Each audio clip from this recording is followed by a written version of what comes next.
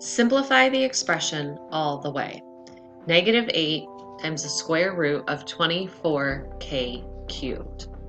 In order for us to know how do we do this problem, how do we simplify it, we need to know the rules of simplifying radical expressions. So to that, we're going to go to our teaching assistants, Brooke and Sophia.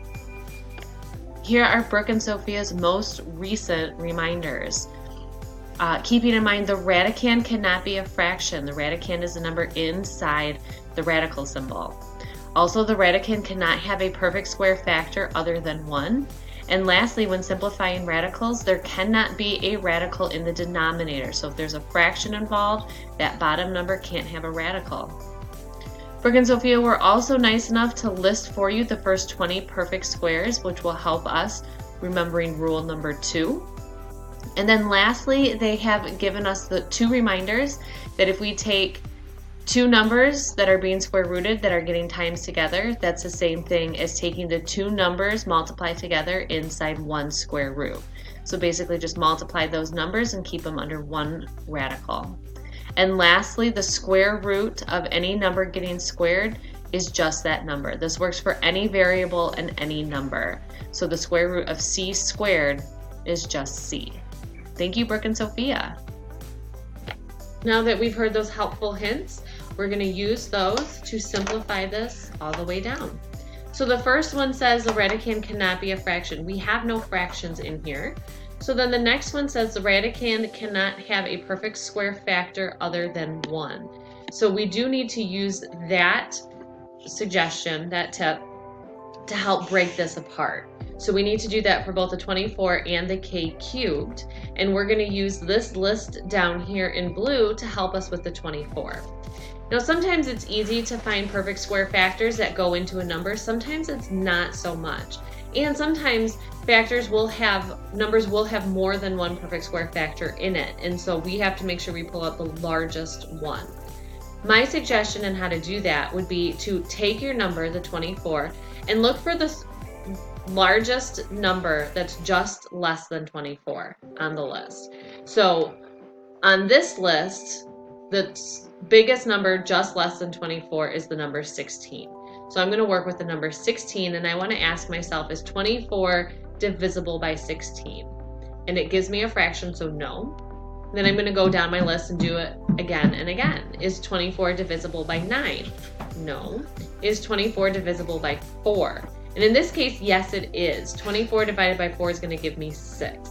So I'm going to break the number 24 apart into 4 times 6.